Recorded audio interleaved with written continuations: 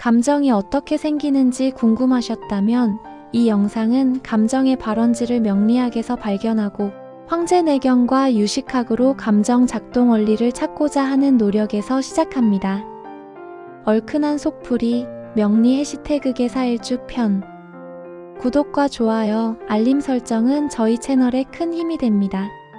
감사합니다. 옛날 숲속에 작고 조용한 뱀 한 마리가 살고 있었습니다. 이 뱀의 이름은 개사였습니다. 겉으로 보기에는 그저 조용하고 차분한 뱀이었죠. 하지만 그 뱀의 몸속에는 작은 불꽃 하나가 살고 있었습니다. 물속에 사는 뱀인데 왜 불이 있을까요? 그것이 바로 개사일주의 운명이었습니다. 어느 날 토끼가 물었습니다. 개사야, 너는 왜 항상 조용해? 개사는 잠시 생각하다 말했습니다. 나는 말을 많이 하지 않아. 대신 마음속에서 많은 생각을 해. 기쁜 포인트. 어느 날 개사는 숲속 작은 연못을 발견합니다. 햇빛이 물 위에 반짝이고 바람이 살짝 불었습니다. 개사는 말합니다. 아, 이런 평화로운 순간이 좋다. 개사일주는 큰 성공보다 작은 감정의 행복을 느끼는 사람입니다. 따뜻한 커피, 좋은 음악, 조용한 밤.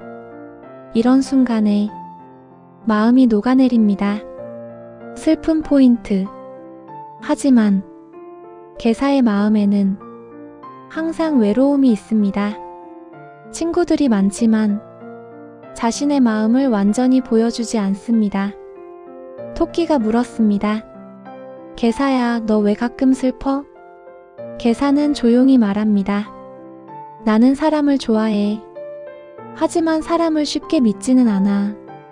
개사일주의 마음에는 사람을 좋아하는 감정과 사람을 경계하는 감정이 동시에 있습니다. 화나는 포인트. 어느 날 여우가 개사를 속였습니다. 개사는 처음에는 그냥 웃었습니다. 하지만 그날 밤 개사의 눈이 달라졌습니다.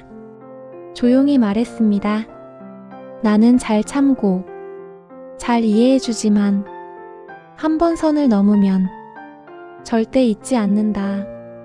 개사일주는 화가 늦게 나지만 한 번 나면 오래 기억하는 타입입니다. 조용하지만 내면의 불꽃이 강한 사람입니다. 소확행 포인트. 밤이 되었습니다. 개사는 달빛 아래에서 혼자 음악을 듣고 있었습니다. 그때 말합니다. 나는 혼자 있는 시간이 좋아. 개사일주는 혼자 카페, 혼자 산책, 혼자 생각. 이런 시간이 마음의 충전 시간입니다. 하지만 개사는 알고 있었습니다. 자신이 단순한 뱀이 아니라는 것을. 그의 몸에는 물과 불이 함께 흐르고 있었기 때문입니다. 이제 그 이유를 명리학으로 풀어보겠습니다. 명리학 감정 해석 이론. 개사일주를 이해하려면 먼저 구조를 봐야 합니다. 개사. 청가는 개수, 지지는 사화입니다.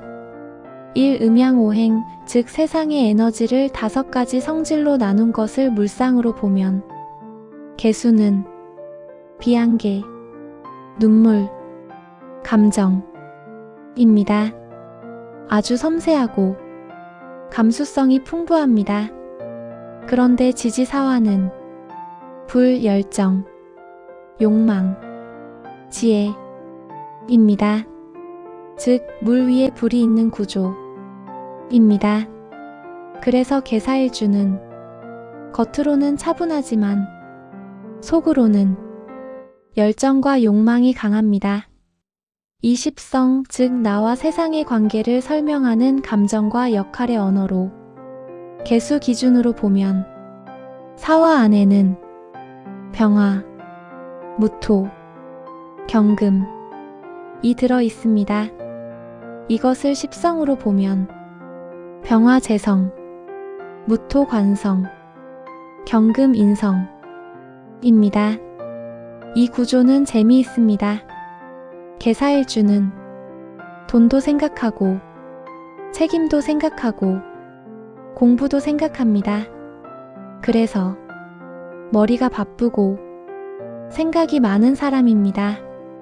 32운성, 즉 에너지의 성장 단계로 개수에게 사화는 태입니다. 태는 아직 태어나지 않은 가능성의 단계입니다. 그래서 개사일주는 잠재력형 인간입니다. 처음에는 평범해 보이지만 시간이 지나면서 지혜와 능력이 점점 드러나는 타입입니다. 42신살은 삶에 나타나는 사건의 환경 코드입니다. 사화에는 역마적 기운과 변화성이 있습니다. 그래서 개사일주는 생각도 많고 관심도 많고 인생의 방향도 여러 번 바뀔 수 있습니다. 연애 성향. 개사일주는 사람을 쉽게 좋아하지 않습니다. 하지만 좋아하게 되면 아주 깊게 사랑합니다. 문제는 마음속에 항상 경계심이 있다는 것입니다. 그래서 연애에서 나를 떠날까? 나를 속일까? 이런 생각을 합니다. 그래서 연애는 신뢰가 생기면 오래가는 타입입니다. 인간관계. 개사일주는 사람을 관찰합니다. 겉으로 친절하지만 속으로는 이 사람 믿어도 될까?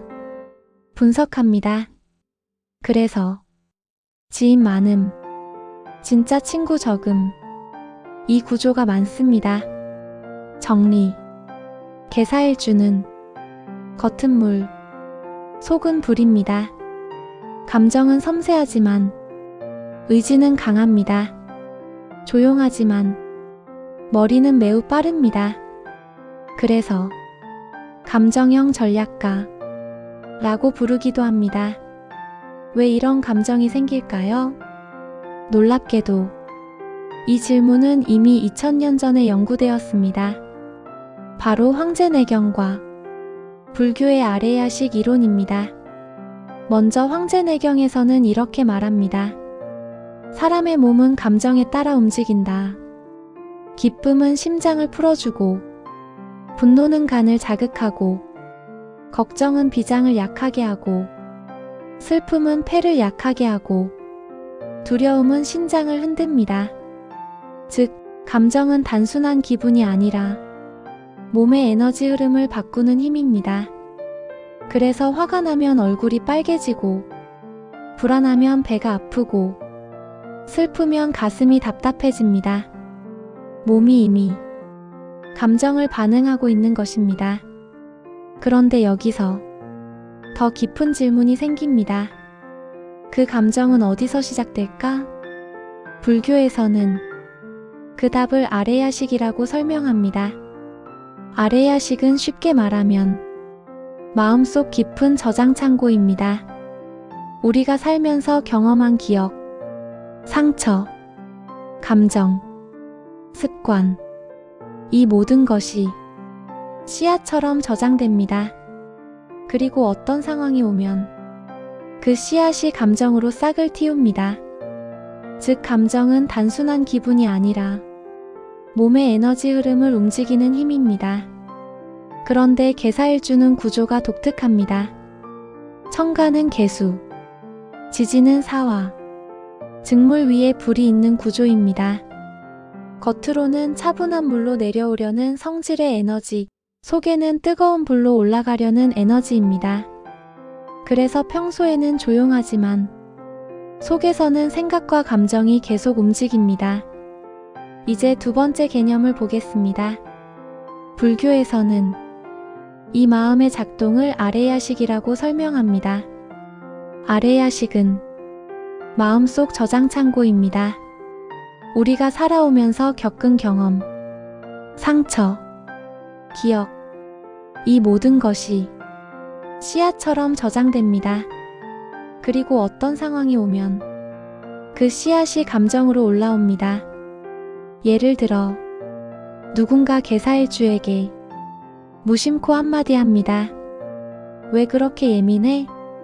겉으로는 웃지만 속에서는 감정이 확 올라옵니다. 왜냐하면 그 말이 마음속 씨앗을 건드렸기 때문입니다. 여기서 황제내경의 원리가 작동합니다. 마음속 씨앗이 자극되면 감정이 올라오고 그 감정이 간의 기운, 심장의 열, 이런 몸의 에너지 흐름을 움직입니다. 그래서 개사일주는 생각이 많을 때, 가슴이 답답하거나 스트레스를 받으면 속이 뜨거워지는 느낌을 받기도 합니다. 이것은 단순한 기분이 아니라 마음, 감정, 장부, 에너지, 이렇게 연결된 결과입니다. 그래서 개사일주의 감정은 구조적인 에너지 움직임입니다. 마음속 씨앗이 반응하고 감정이 올라오고 몸의 기운이 움직입니다. 그래서 옛사람들은 말했습니다. 몸을 이해하려면 마음을 보고 마음을 이해하려면 감정을 보라. 오늘 영상이 여러분의 마음을 얼큰하게 풀어드렸다면 구독과 좋아요 부탁드립니다. 다음 편에는 가보의 마음 작동 원리를 해석해 보겠습니다. 여러분의 별난 친구로 오랫동안 함께하고 싶습니다. 얼큰한 속풀이 명리로 다시 만나요.